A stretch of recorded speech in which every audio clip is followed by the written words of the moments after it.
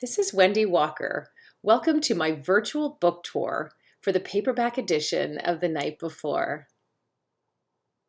On this first stop of the tour, you'll learn how I came up with the initial plot for this twisted tale of a date gone wrong, and then we'll hit the road to visit some of the real-life places that inspired many of the scenes in the book.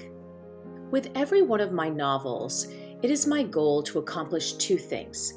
The first is to create a complex plot with jaw-dropping twists and an end that you don't see coming.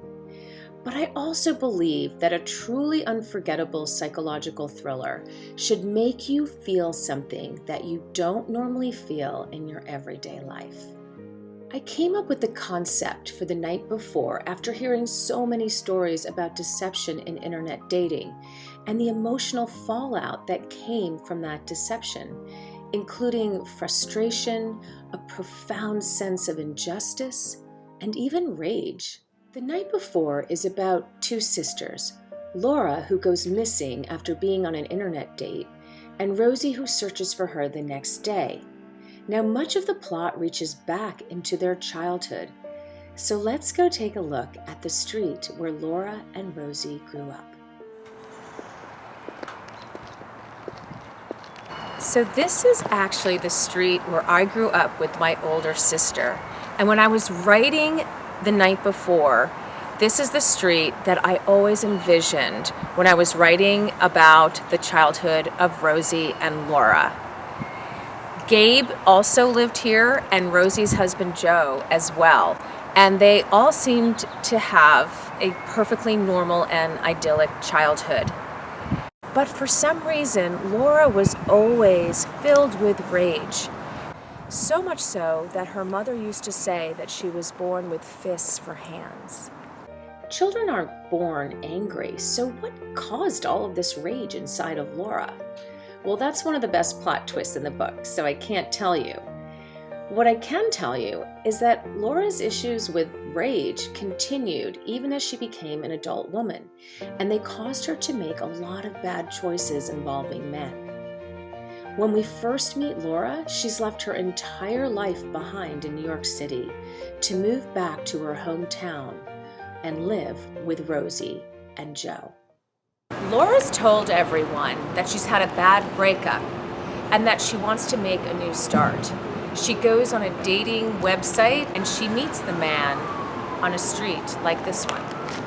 When Laura doesn't return home the next morning, Rosie, Joe, and their childhood friend Gabe begin their search to find her. And one of the things they discover is that the man she may have been on the date with is not only a liar, but he's actually hurt other women.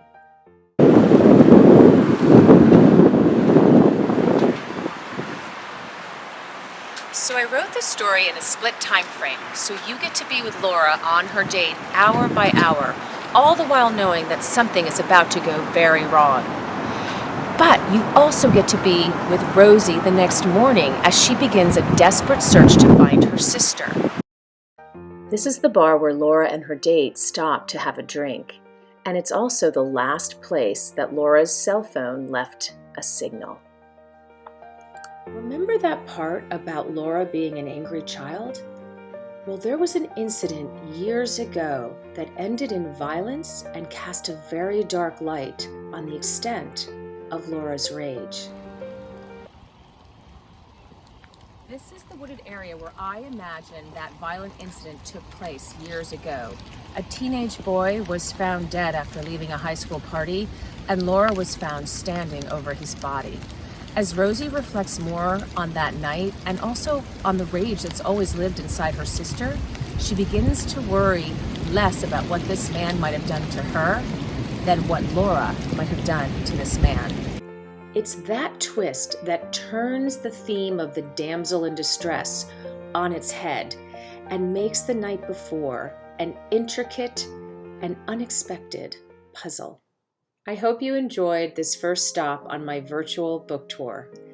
Stop by next week when I visit with my own sister and we discuss the events from Laura and Rosie's childhood that were closely drawn from our own. Until then, you can order a copy of the paperback edition of The Night Before anywhere, or you can go to my website and check out the buy links there, or on the homepage of my Instagram account. I hope to see you next week.